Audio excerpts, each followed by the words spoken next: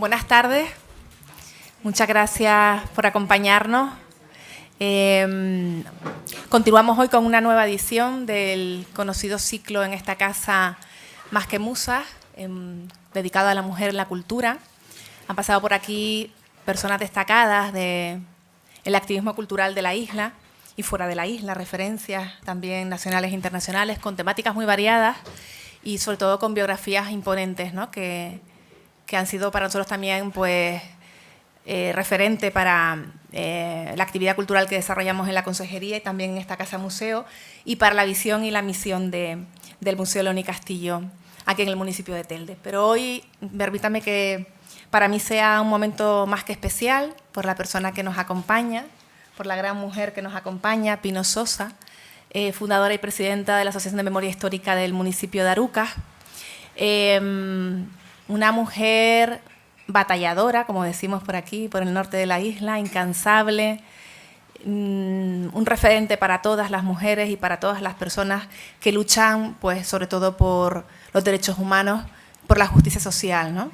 Que son además esos valores que intentamos poner de manifiesto en las líneas de trabajo que desarrollamos desde la Consejería de Cultura del Cabildo de Gran Canaria y que propiciamos también en el plan de actividades y en la programación de cada uno de los diferentes espacios y equipamientos culturales de que disponemos en esta consejería, que no son pocos además, y coordinarlos y tener una línea de trabajo coherente y que el resultado definitivo, final, pues sea exitoso y tenga que ver con estos principios y con esta ética, que también en la cultura es importante, para nosotros es fundamental. Así que tener esta noche a Pino Sosa y tenerla con nosotros, sobre todo con su testimonio, con esa idea que ha sabido proyectar magistralmente, ¿no?, a la sociedad, de fortaleza y de tesón, ¿no? Es siempre importante y siempre, por supuesto, con ese temple que la caracteriza y esa sonrisa eterna que tiene ella, que todavía nos sigue regalando aquí en la tarde de hoy.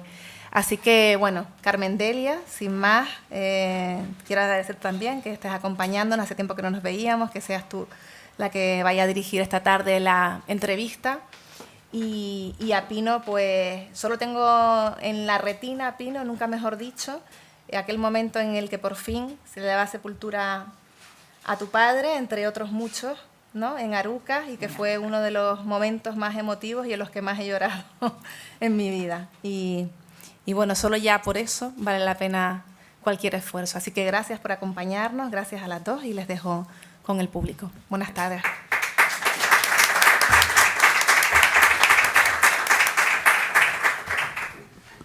Yo también quiero dar las gracias y sobre todo al Museo León y Castillo por darnos la oportunidad de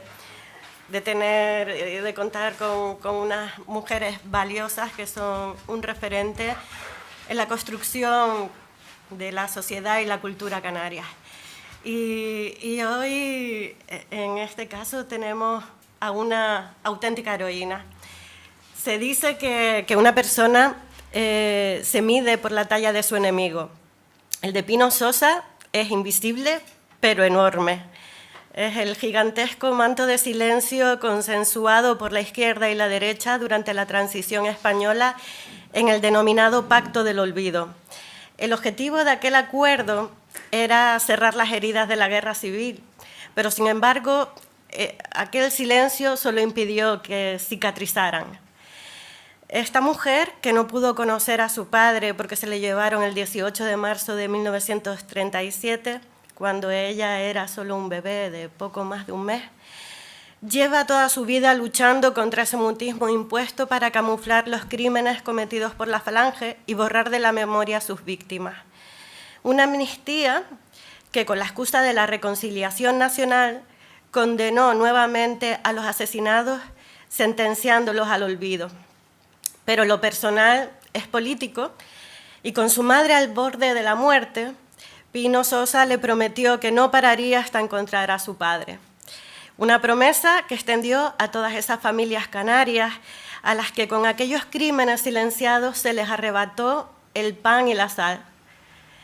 Esa expresión fue la que usó Pino ante el Tribunal Supremo durante el procesamiento del juez Baltasar Garzón, y que dio título a una obra de teatro que recrea aquel vergonzoso juicio que sentó en el banquillo a las víctimas del franquismo en calidad de acusadas y cerró de forma definitiva la posibilidad de investigar aquellos crímenes. Durante toda su vida, primero a título personal y luego a partir del año 2003 a través de la Asociación por la Memoria Histórica de Arucas, de la que es fundadora y presidenta, Pino ha buscado conocer la verdad y recuperar los restos de aquellos hombres borrados del mundo y de la historia para honrarlos con una sepultura digna. Esta lucha se tradujo en el hallazgo de 24 cuerpos en el año 2008 en el Llano de las Brujas y casi 10 años después se identificaron los restos de su padre que se encontrados junto a los de otros 14 hombres en el año 2013 en el Pozo de Tenoya. En total se han encontrado en Arucas los restos de 38 víctimas, de las que han sido identificadas 16. Pero su empeño no quedó ahí. Quedan muchos pozos por abrir y muchas memorias por rescatar. En Canarias falta por recuperar unas 1.500 víctimas del franquismo, cuyos restos se sospecha que puedan estar en 30 fosas. Pero Pino Sosa ha sido mucho más que una rescatadora de la memoria. Ha sido murguera, ha sido parrandera, ha sido bordadora, ha sido obrera en una fábrica de caramelos. Puede que haya sido la primera camionera de Canarias, no lo sabemos, ya nos contará. También ha sido tendera y aprendiz de historiadora y de arqueóloga. De todo. No sé si se me queda algo atrás. Bueno, Probablemente. Además, a sus 85 años, sigue recorriendo escuelas y hablando ante los micrófonos de televisiones, radios y auditorios para divulgar una verdad que sigue siendo incómoda para algunos y que todavía hay quien quiere seguir ocultándola. Allá donde va, siembra memoria, y la única que podrá arrojar luz sobre el capítulo más sombrío de la historia de este país. Decía Albert Camus que la libertad que debemos conquistar es el derecho a no mentir, y creo que en este camino se ha embarcado durante muchos años nuestra heroína. Muchas gracias, Pino, por todo el coraje y el tesón que has desplegado durante todo este tiempo y por estar aquí esta tarde para recibir nuestro aplauso. muchas gracias a ustedes.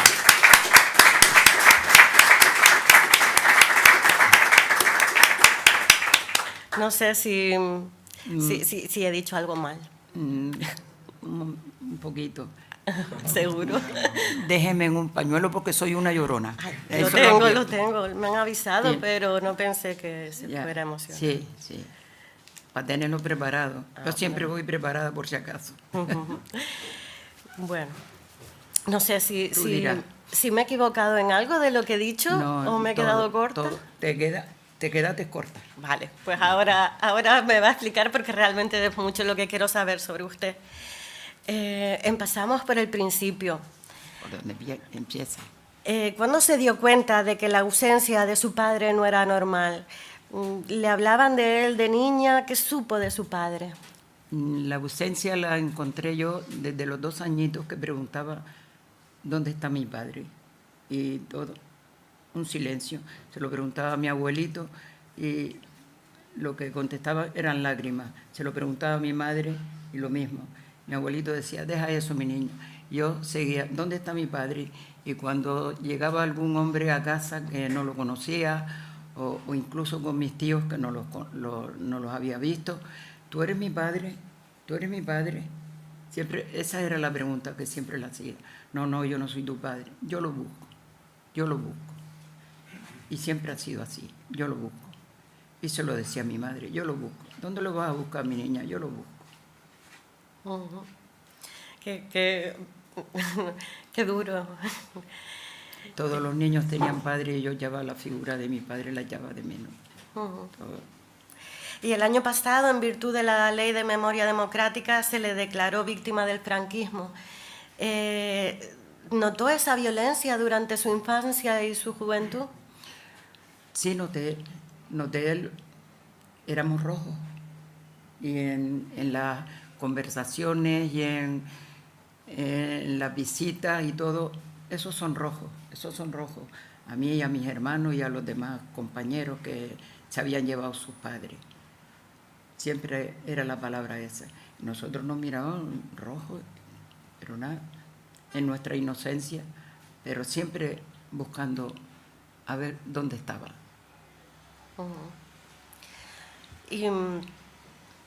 ¿Y cuáles fueron sus primeros pasos en esta cruzada y quiénes fueron sus primeros aliados? Mis primeros pasos siempre estuve, ya después ya fui creciendo, pero preguntaba y no sabía quién era mi padre. Y no me contestaba. Le preguntaba a mi madre y mi madre no me contestaba. ¿Quién se llevó a mi padre? Se lo llevaron los hombres, me decía mi abuela. ¿Quién era mi padre? ¿Dónde está mi padre? Y no había respuesta. Y yo siempre le decía, yo lo busco. Y al llegar a ir creciendo de pequeña, pues iba por la calle y me preguntaban, ¿dónde está tu madre? ¿Cómo está tu madre? Y yo, como era pequeñita, pues se quedó en casa o esto o lo otro. Pero quien me despertó a mí, hasta a los 7 años, que estuve, a los 5 me pusieron en la escuela pública, que le decían la escuela Rey, y a los 6 le dijeron a mi madre que me pusiera en el colegio de las monjas, porque allí recibía mejor educación, que si tal, que si igual. Y ella, la pobre, siempre quería lo mejor para nosotros, y me puso en el colegio de las monjas. Pues tuve un año en el colegio que le decían la escuela Rey. Al siguiente año, de 5 a 6, de 6 a 7 me pusieron en las monjas. Pero desde que entré al colegio tenían que prepararme para hacer la comunión. Y más, era rojo, hija de rojo.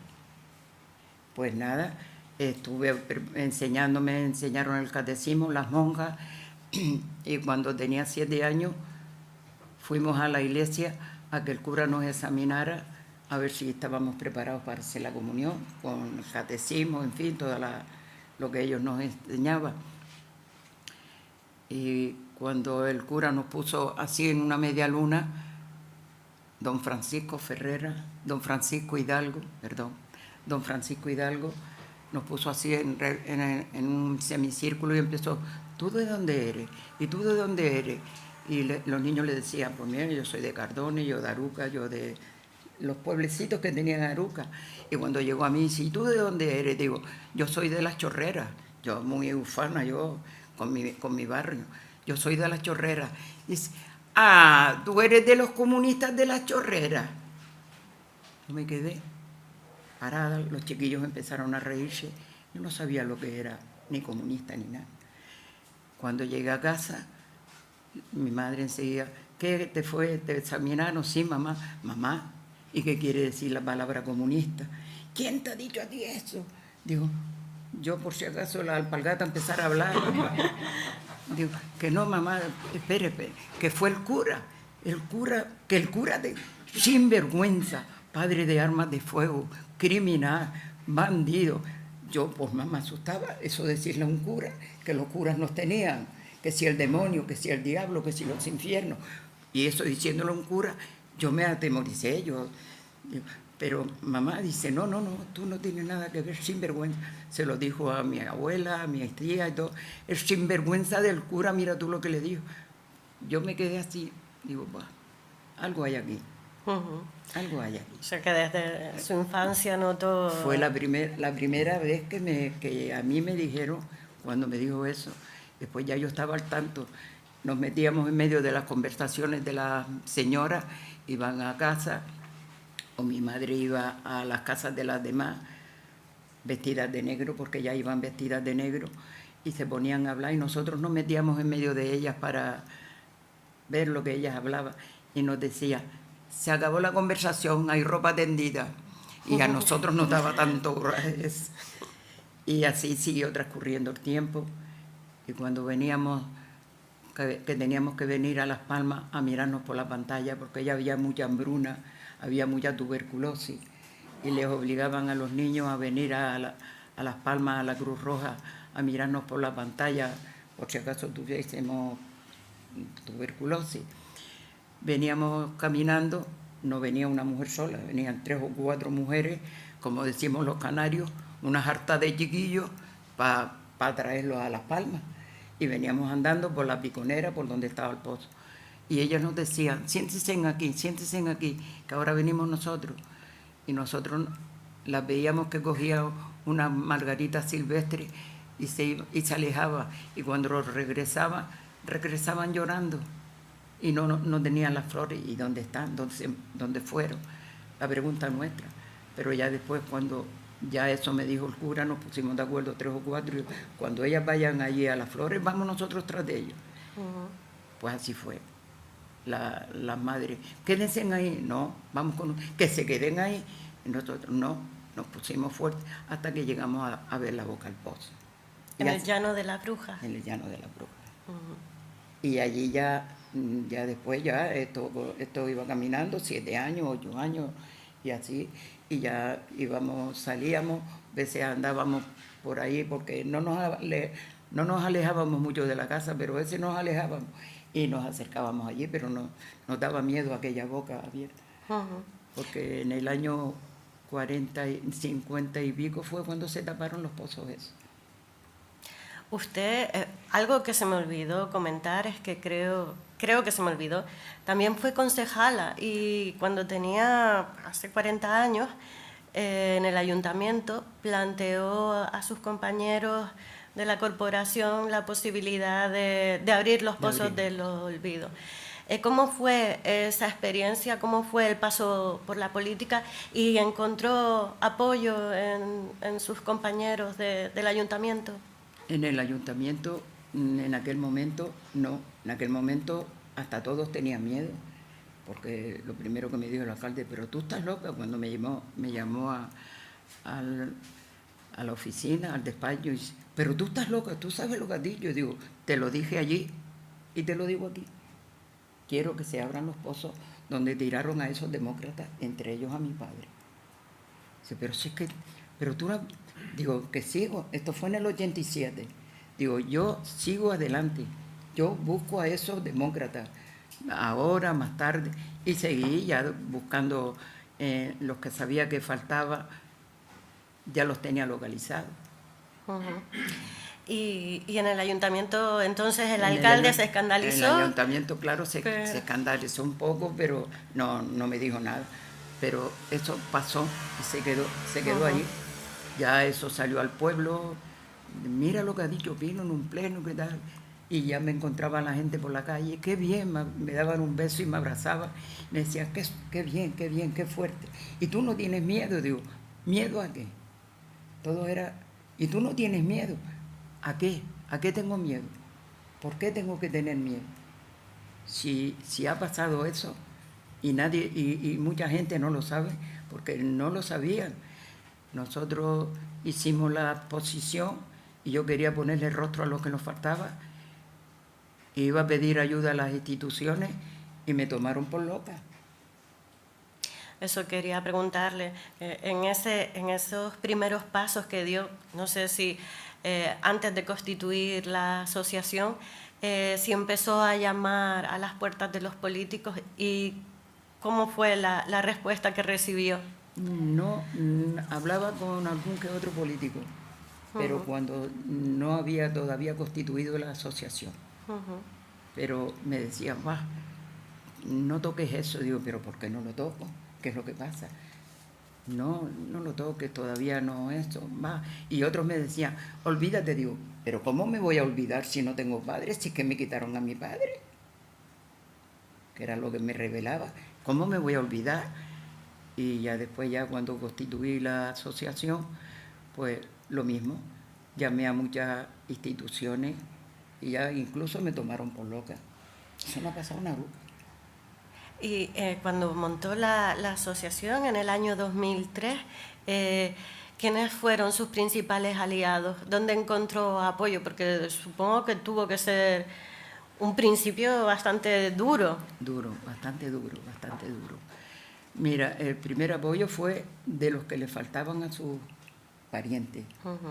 que me decían, sigue para adelante, y dice, pero tú no tienes miedo. Al mismo tiempo me decía, sigue para adelante, y tú no tienes miedo. No tengo miedo. ¿A quién le tengo que tener miedo? ¿Qué es lo que tengo que tener miedo? Y después ya encontré a muchos políticos que me decían, deja eso, Pino.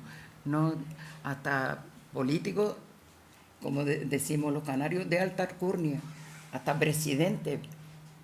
Bueno, Deja eso, no toques eso. Y yo, pero ¿por qué no lo toco? ¿Pero por qué no lo toco?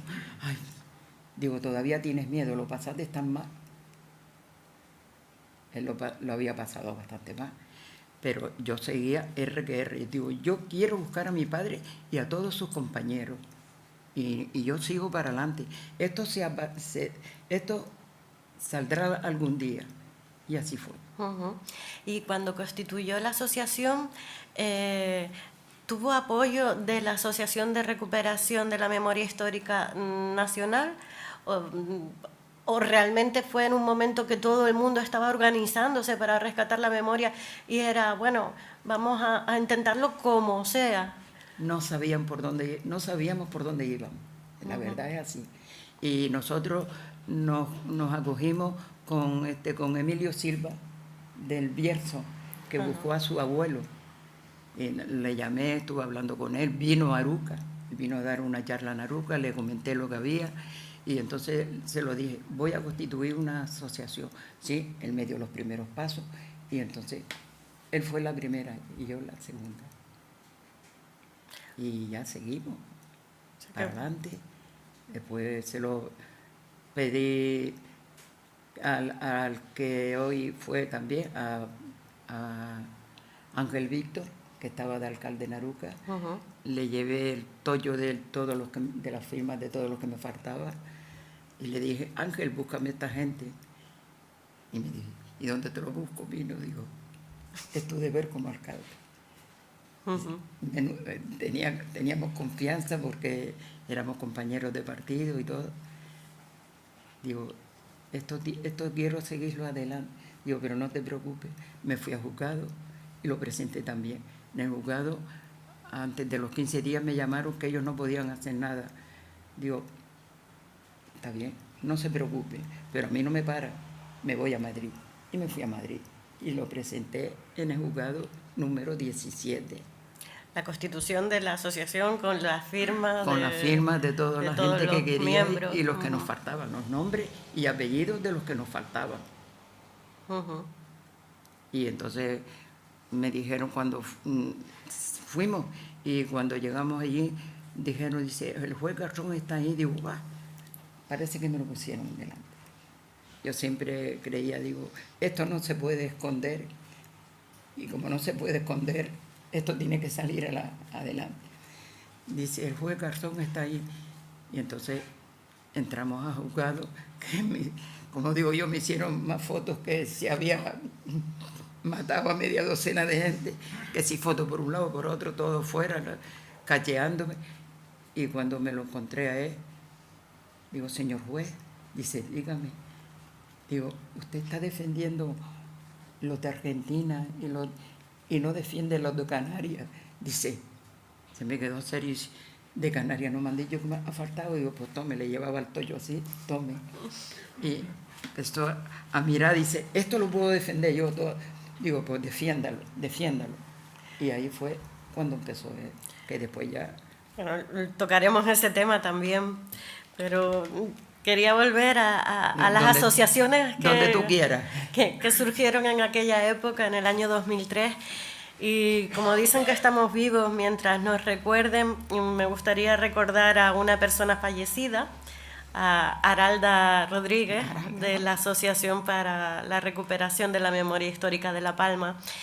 Y le quería preguntar si todas las asociaciones de Canarias, si las víctimas del franquismo de Canarias han remado juntas, si se han organizado y si son siempre las mujeres las que han estado al frente de estos colectivos en esta lucha.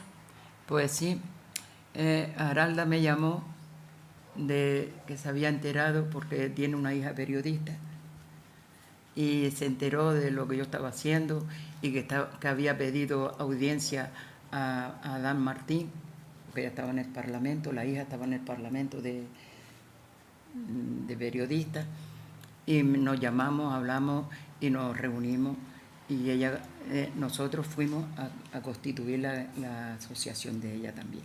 Yo soy socia de su asociación. Y también después Mercedes Pérez Suárez, la de Tenerife, pasó lo mismo. Ya nos reunimos, hablamos, ya nos conocimos y todas remábamos por lo mismo. Ella iba a buscar a su abuelo y entonces se constituyó también, la de Tenerife, también socia de la asociación de Tenerife. Y así hemos seguido remando. Lo que pasa es que ellas se han quedado un poco atrás, han tenido tropezones, pero bueno, están con nosotros. La pobre Aralda. Y en aquellos primeros pasos de la asociación, ¿hubo realmente políticos que se implicaron y se comprometieron y ayudaron a conseguir abrir el pozo del Llano de las Brujas? No mucho. El que creyó en nosotros, porque el Ayuntamiento de Aruca nos ayudaba. Yo le pedí al Ayuntamiento, nos ayudaba, nos hizo el proyecto. Y entonces cuando teníamos el proyecto, digo, el proyecto, pero sin un duro, ¿cómo abrimos los pozos? Si el Ayuntamiento no tiene dinero. Si estuviesen a flor de tierra, no me quedarían ni uñas ya, muñones para buscarlo. Pero después digo, vamos a pedirle a los compañeros, le dije, vamos a pedirle audiencia a Adán Martín y le explicamos lo que hay, a ver si nos ayuda el gobierno de Canarias. Porque fui al Ayuntamiento de Las Palmas, nada, ay, gracias. Ustedes perdonen, ¿sí? No mucho. Gracias.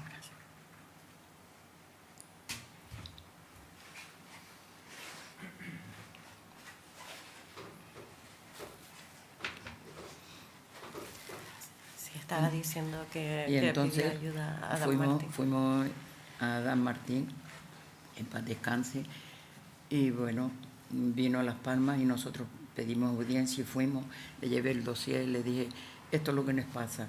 Para abrir los 4 pozos que tenemos localizados vale 1.200.000 euros. Dice, yo no te puedo dar tanto, te doy para un pozo. Digo, y a ver si es verdad, pero es verdad. Créame que es verdad. Pues ayer en la reunión estuvimos llorando, riéndonos y de todo. Entonces me dio, dice, yo te doy. Pero después, claro, me lo dijo de palabra, pero a los pocos, yo quería ya abrir los pozos para demostrar lo que yo estaba diciendo, que yo no estaba loca. Entonces volvió otra vez al gabinete literario y fuimos nosotros también, como si fuera su séquito, estábamos escondidas por ahí, nos metimos junto con todos.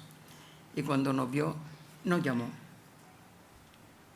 Dice, ven, digo, don Adán, no nos han dicho nada. Que no nos han dicho. Empezó, Dulce Será, ven aquí. María del Mar Julio, ven aquí. Froilán Rodríguez, digo, cuando dijo Froilán Rodríguez, digo, caíste en la trampa, Froilán. Era el alcalde de Aruca. Y entonces dice, tú te haces cargo de buscar los 300.000 euros. Pino, digo, no lo engaño, don Adán, no lo engaño. No sé cuántos hay, pero hay bastante. Pues nada. Lo cual, cuando ya después Froilán fue el que estaba al tanto, y cuando llegó el dinero, me llamaron del gobierno de Canarias, ¿tiene usted aquí 300.000 euros? Digo, no, pero yo no los quiero. Y dice, no, ahora no los quiere. Digo, que sí los quiero. Que sí los quiero, pero que los arregle el Ayuntamiento de Aruca. Y así siguió. Y en el año 2008 se abrió el Llano de las Brujas. Y la verdad que no me imagino cuál fue su sensación, porque por un lado era un logro, pero tiene que mezclarse con la pena, tiene que hacer un cóctel muy extraño. Era una lotería de que mi padre estuviera ahí. Todo apuntaba, mi madre apuntaba de que lo habían llevado por ahí, por Cardona, y apuntaba. Pero cuando se empezaron y se hizo el ADN, mi padre no estaba. Sufrieron también mucho, pero totalmente el genetista Antonio Pestano sufrió mucho, mucho, porque no encontraba a mi padre. Digo, tranquilo, en otro sitio estará, pero él está. Y tuvo que esperar 9 años más antes de encontrar los restos de su padre. Parece que la recuperación histórica funciona muy lenta. ¿Y por qué? ¿Es una cuestión de falta de dinero? ¿Hay voluntad institucional? ¿O no? ¿O se pretende que todo se demore para que caiga en el olvido? Vamos a ponerle un poquito de eso por las palabras de eso no pasó, eso ya pasó, eso olvida. ¿Cómo voy a olvidar? ¿Cómo vamos a olvidar 66 demócratas de Arucas que perdieron la vida, que les quitaron la vida miserablemente? Están en los pozos, hay que abrir los pozos. Se saben dónde están los pozos, por transmisión oral, saben dónde están. ¿Cómo vamos a dejar a esa gente? Todo muerto va al cementerio, ¿por qué ellos no van ahí? Y toda era mi lucha, que los muertos tienen que ir al cementerio. Los pozos se han hecho para dar vida, no para tener cadáveres en los fondos. Hay que sacarlo, todavía estamos. Y claro, lo pasa a las instituciones. No tenemos, en el presupuesto no tenemos presupuesto para eso. No tienen presupuesto para eso porque no quita. Yo les buscaba toda la vuelta, porque no quita 1 metro, 1 kilómetro de carretera y hacen lo que tienen que hacer. Porque es así. Esto es de justicia, de una sociedad que se quede limpia por lo que hicieron. Ya quedan algunos vivos, porque todavía quedaban algunos vivos cuando yo empecé con esto. Todo el mundo, ¿y tú no tienes miedo? No tengo miedo. ¿Pero por qué tengo que tener miedo? De los falangistas, De se los refiere. falangistas. Claro. Falangistas. No creo que vayan a mi casa, porque no les abro la puerta. Pero claro, como tienen tan mal corazón, en la puerta de mi casa no se abrió, pero le dieron una patada y la abrieron para sacar a mi padre. Y le ha sorprendido también, porque aquellos falangistas pues quedaban pocos hace 40 años, pero sí que han quedado, por un lado, rasgos ideológicos que se ven ahora, que han aflorado con la extrema derecha en la sociedad, y por otra parte también pues herederos de aquellas personas que participaron en aquellos asesinatos. ¿Le ha sorprendido? ¿Ha encontrado apoyos en gente que jamás esperaba ese respaldo por la causa? Bueno, el apoyo era de la gente sencilla y que le faltaban a los suyos.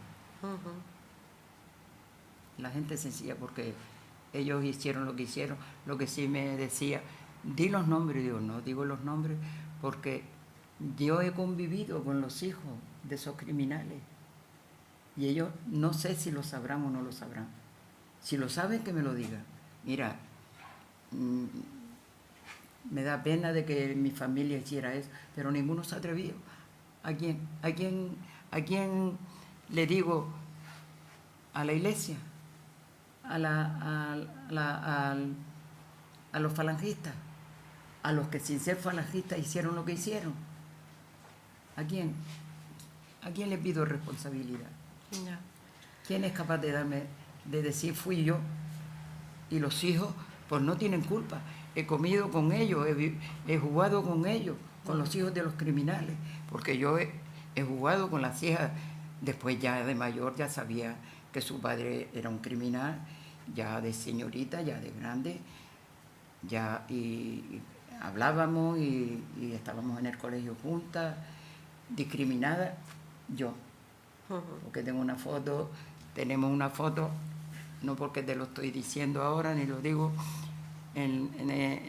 porque para eso quería yo siempre buscar fotos para demostrar lo que había, lo que era, lo que fue y lo que habían hecho con nosotros. Todas ellas, las ricas, todas con un pinche muy, muy bonito, un trajito muy bonito, y nosotras vestidas de blanco, las pobres comunistas, socialistas y de izquierda, con un trajito blanco raído, un babi blanco raído, en el filo de las muñecas una cinta roja, un lazo rojo Sí, como para diferenciarnos, para marcarla. para marcarnos, para que tengamos siempre que éramos hijas de rojo. Ujú. Sí, que contra eso poca justicia hay, y sobre todo después de el año 2012, cuando compareció en el Tribunal Supremo en la causa abierta contra Garzón. Supongo que esa fue la mayor decepción que se llevó con la justicia, porque si estaba ahí también algo aspiraría, ¿no? Sí, bueno, como vamos al tribunal, cuando me citaron para el Tribunal Supremo a favor de Garzón, digo, claro que voy, porque lo que me ha hecho es una cosa buena y ya empezó el juicio y yo creí que había un tema que ya se podía compartir y sacar toda esa gente que estaba en las cunetas, porque ya esto se había ampliado, ya en la península había más asociaciones, ya tenía contacto con ellas, ya me había reunido, nos habíamos reunido con ellas, con las asociaciones, habíamos hecho muchas cosas juntas, pero no. Sí, que su aspiración de justicia no se vio No se vio compensada. en un juicio que fue tremendo y que ese capítulo fue llevado a escena por grandes actores como Nuria Espero, José Sacristán. Yo no sé si tuvo oportunidad de conocerlo, si llegó a ver la obra, si se sintió reflejada en el escenario cuando le daban voz a sus palabras. Hasta Nuria no me quiso, fui al Teatro del Pueblo, allí en Madrid, que fue donde se estrenó. Estaba todo elenco allí, una cantidad de gente, y entonces hablé, y ella no me quiso ver antes de la actuación, porque dice que se iba a emocionar, que iba a ser el papel mío. Y después ya estuvimos hablando, porque siempre había llanto, siempre había llanto en ese momento, por la situación, por lo que estaban haciendo, pero muy bien, muy bien. Uh-huh. Y su afán por divulgar la verdad la ha llevado a participar en muchos proyectos como la película El silencio de otros, producida por Pedro Almodóvar, y a encontrarse con muchas personas como Almudena Grandes también. Era una amiga. Sí. Almudena estuvo en Aruca y de ella, Corazón Helado, la novela Corazón Helado, al final hace ella la reseña, porque ella no sabía esto, fue de rebote, digamos. Ella fue al Víctor Jara y entonces por mediación de Pedro Guerra y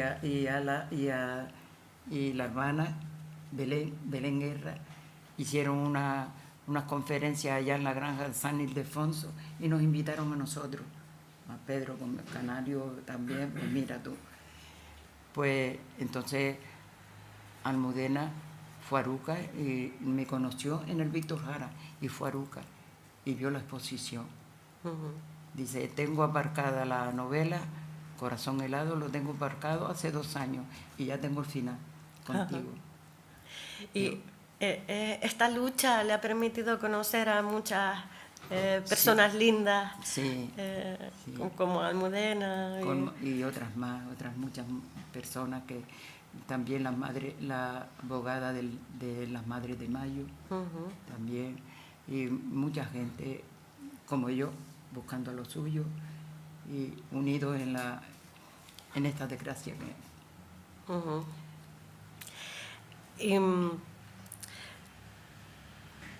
Pepe y Vox han derogado la ley de memoria histórica y democrática de Cantabria.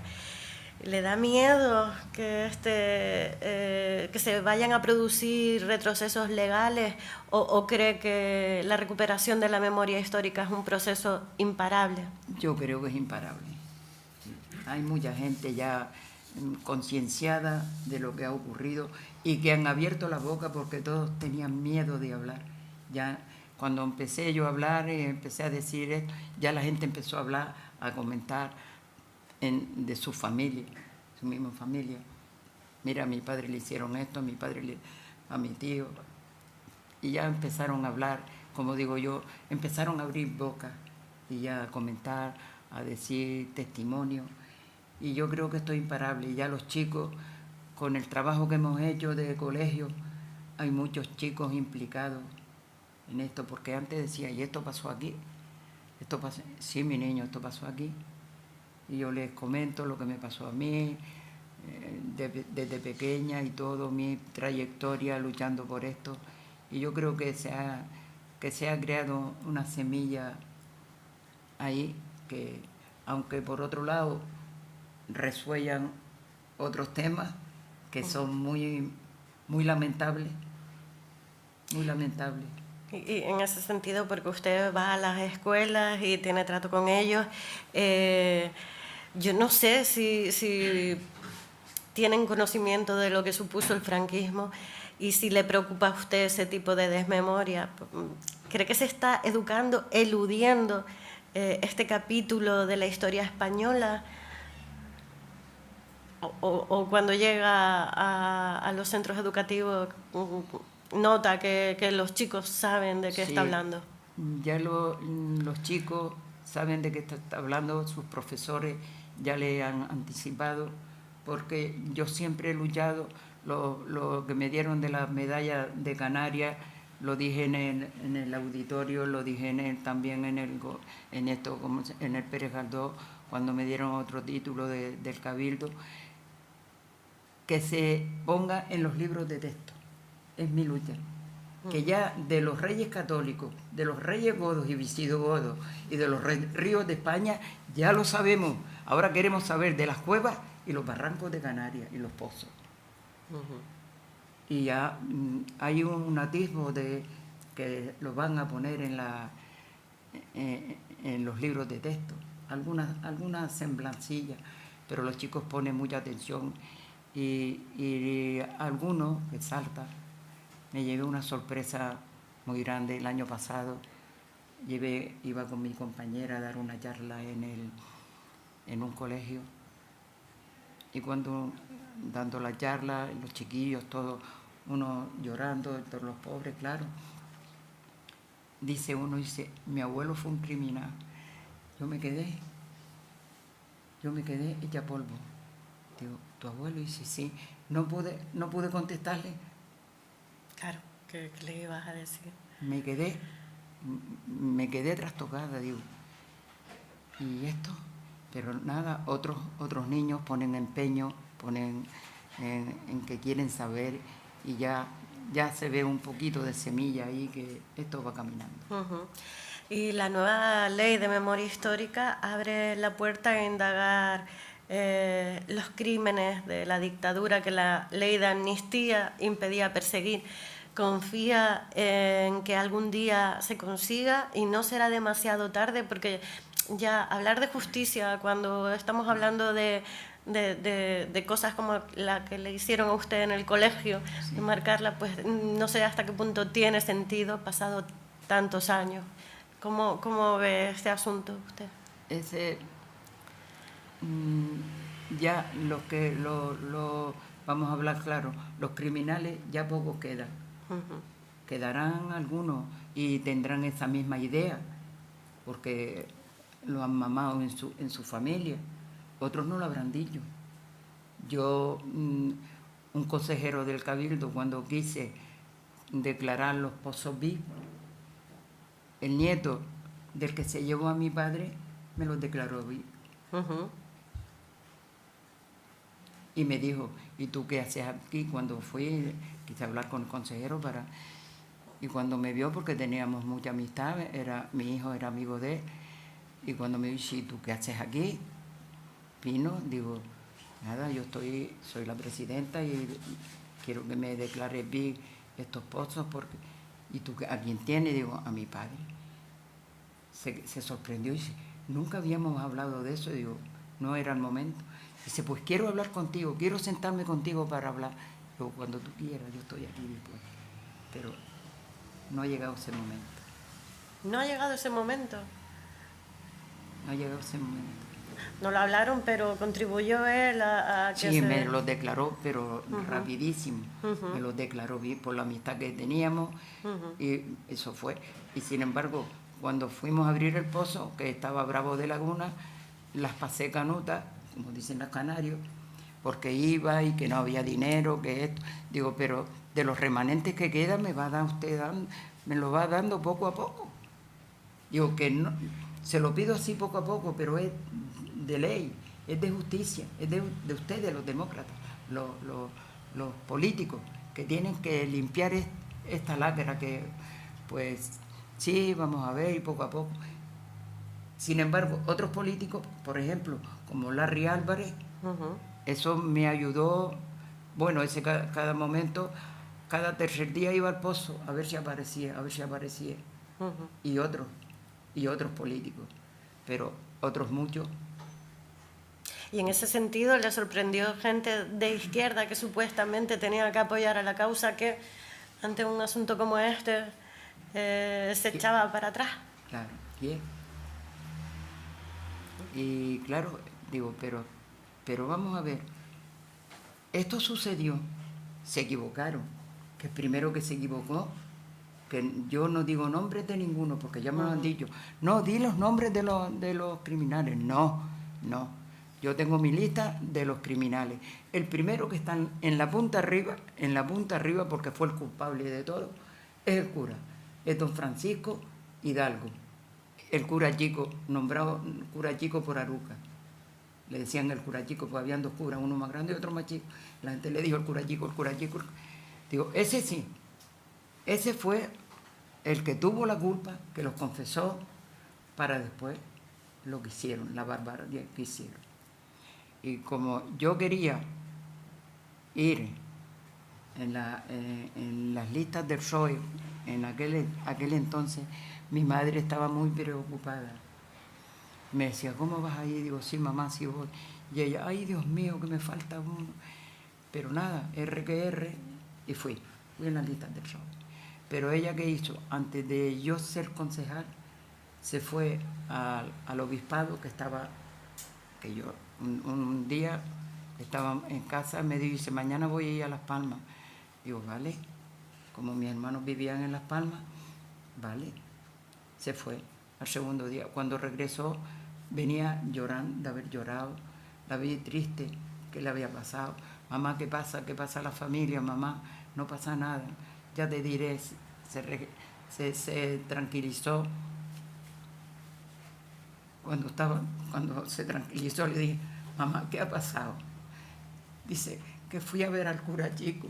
Digo, ¿qué dice? Dice, sí, fui a ver al cura chico, porque tú estás empeñada en ir en las listas del PSOE, ser concejal, y yo quiero saber la verdad de boca de él, porque él los confesó. Dice, y fui. Digo, ¿qué le dijo? Y dice, no, se negó. Me dijo que había sido una locura. Usted tuvo la culpa, usted los confesó. Perdóname. Se ponía, dice, fui a pedir justicia o venganza y di tranquilidad porque me dio pena. Digo, O sea, su madre perdonó a... No lo perdonó. Dice que le decía, perdóname, que eso fue una locura, perdóname. Usted sabía lo que iban a hacer y usted los confesó. Perdóname. Dice, yo no le perdono. Si Dios le perdona, que le perdone. Pero lo que usted hizo como cura no. Usted fue un padre de armas de fuego. Y ahí dice que salía y le decía, ven, vuelve, no me dejes solo, que me vuelvo loco, vuelve.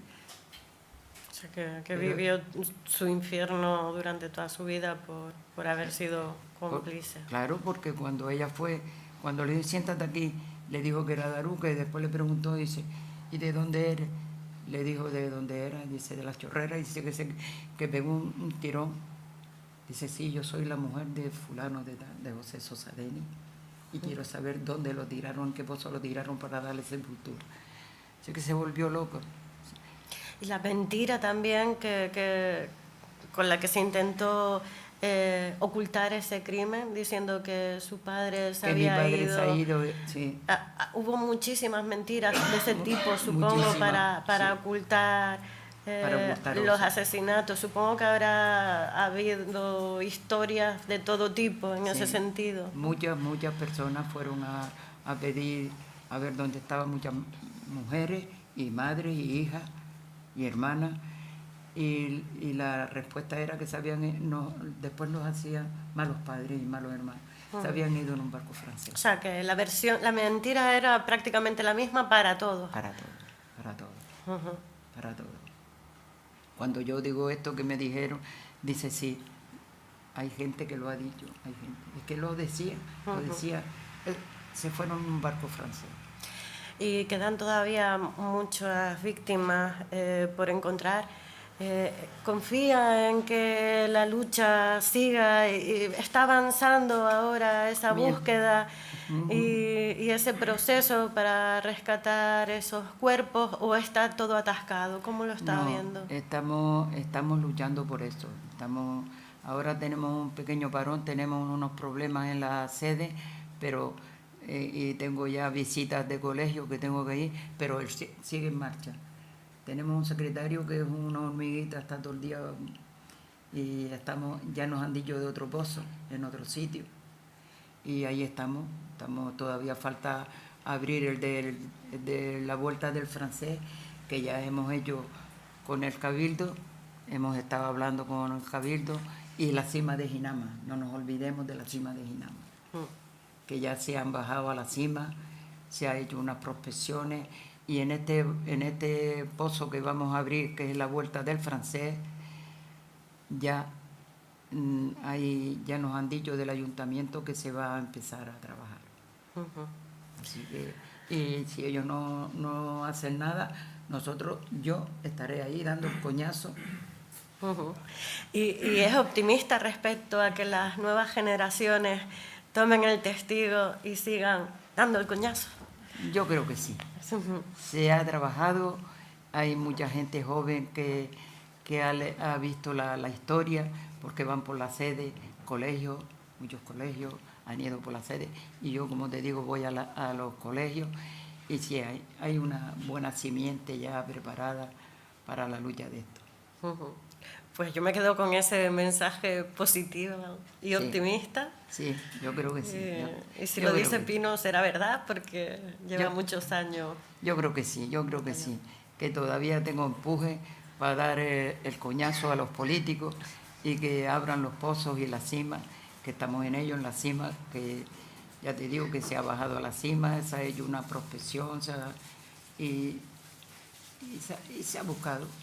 No, de usted no dudo que sea persistente y tenaz, sino de las nuevas generaciones. Me preocupa que haya gente que recoja el testigo. Sí, hay algunos, aunque sale alguno, como me dicen en los colegios, sale alguno. Mi abuelo dice que con Franco se vivía mejor. Digo, ¿qué se vivía mejor? ¿Tu abuelo no pasó hambre? Dice que pasó un montón de hambre. Digo, por eso se vivía mejor. Por eso se vivía mejor. Y así tantas cosas que cuentan los chiquillos. Sí, mi madre, mi abuela. Ustedes pregúntenlo a los abuelitos. Le preguntan, ¿qué tal esto? Y mucha gente que del norte se fue para el sur.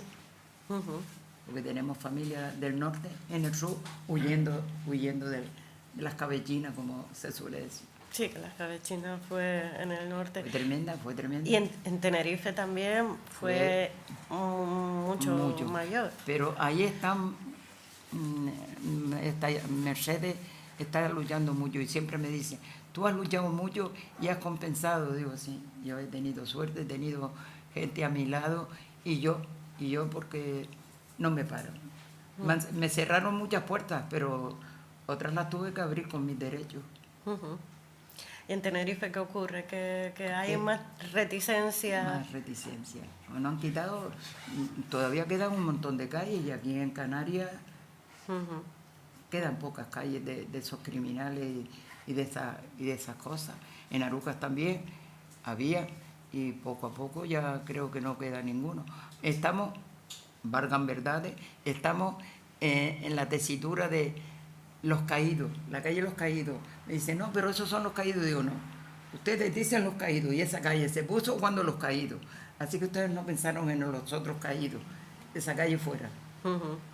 Sí, que están intentando Sí. ocultar el sentido de las palabras. Ya. Y supongo que es una curiosidad personal que tengo, porque a veces las palabras ocultan la realidad y después de tantos años de intentar silenciar esta realidad, supongo que se hablará de desaparecidos en lugar de asesinatos. Desaparecidos. Desaparecidos. Y habrá muchas artimañas del lenguaje para Sí, ocultar pero esa... la primera que te dice, sí, pero los otros, digo, esto no lo hicieron los otros, los otros hicieron de criminales, pero nada más, porque todavía, ¿dónde están los otros? Lo que ustedes dicen los otros, alguno aparece por ahí por la asociación. Sí, mucho esto, y de los otros no se habla, digo, los otros ya han tenido en las iglesias y en las calles y en todo bastante exaltación. Ahora estos están los olvidados. Bueno, pero mientras haya gente con mientras, su memoria... Mientras haya vida hay esperanza.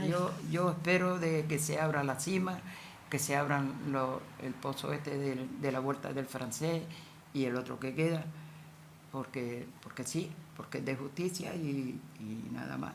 Y para tener una democracia como se llenan la boca muchos políticos de sin democracia, como me decía un político, ahí no hay nada, digo, ¿por qué? Porque tú estabas con ellos y no los pusieron ahí donde los pusieron, se quedaba.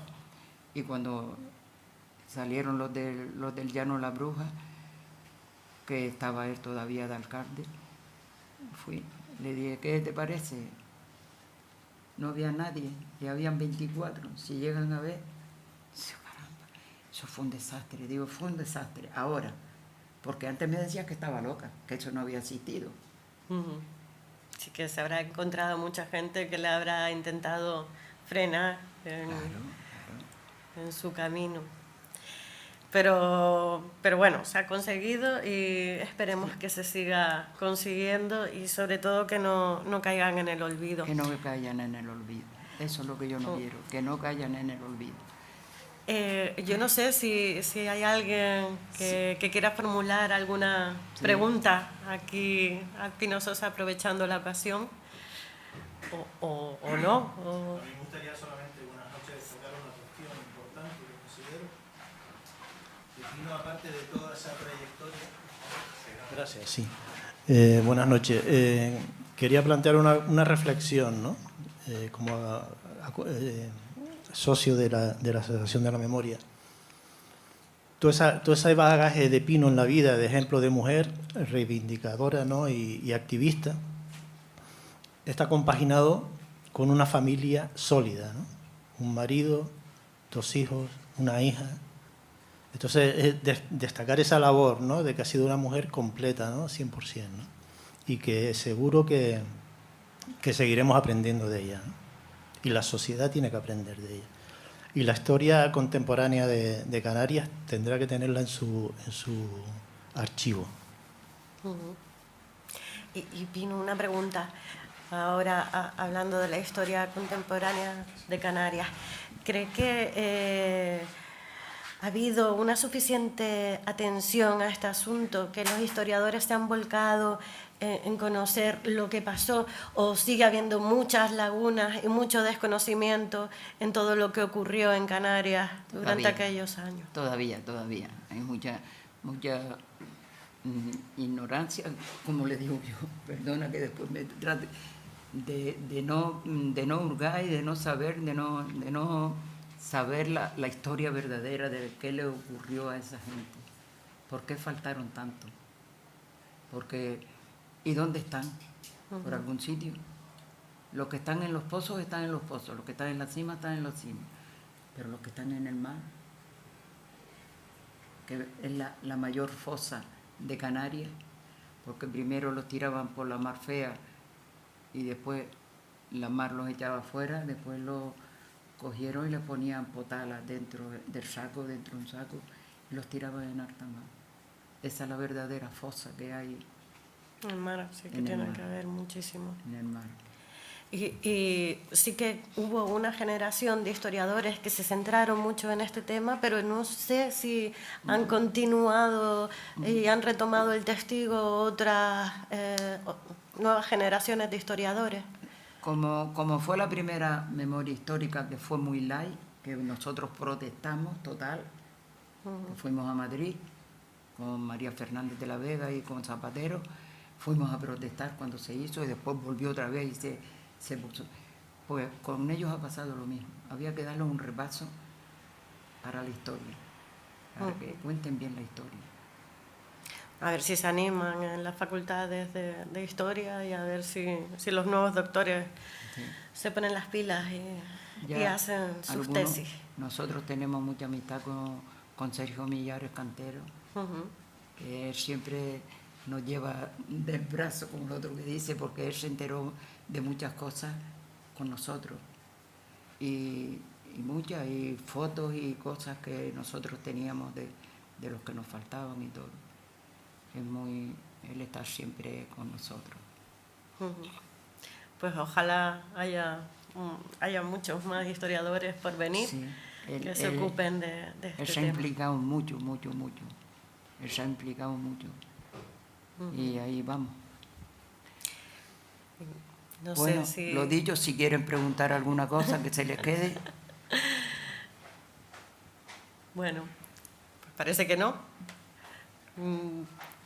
Y a mí solo me queda agradecerte que estés esta noche aquí y sobre todo los años de esfuerzo y de lucha que has realizado para recuperar esos nombres olvidados y poner luz en un capítulo tan horrible y tan negro de la historia de Canarias, y sobre todo para impedir que se vuelva a repetir. Y las generaciones venideras, y que todo no lo tenemos hoy, como le digo a los chicos, hoy están ustedes con zapatos y con marcas, y nosotros andábamos descalzos y con la barriga pegada atrás al espinazo, pues no teníamos que comer, porque se llevaron a nuestros padres de nuestras casas y se llevaron todo, como siempre digo, se llevaron el pan y la sal de nuestras casas. Nos dejaron enfermos a las madres,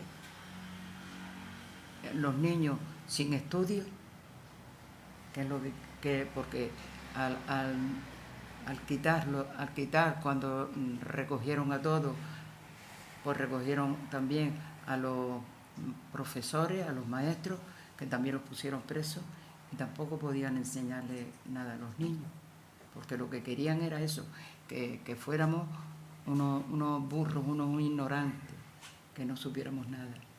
Pero a la escondida aprendimos. Tanto que aprendió. Llegó a la política en el año 83, o sea, que fue una de las primeras... Fui la primera concejal del PSOE en Aruca. Una mujer valiente, sin duda, hasta para eso. Para la verdad. Sí, para la verdad. Para la verdad. Pues muchísimas gracias por estar hoy aquí. Y yo quiero despedir a Pino con un aplauso para que siga animándose a pelear.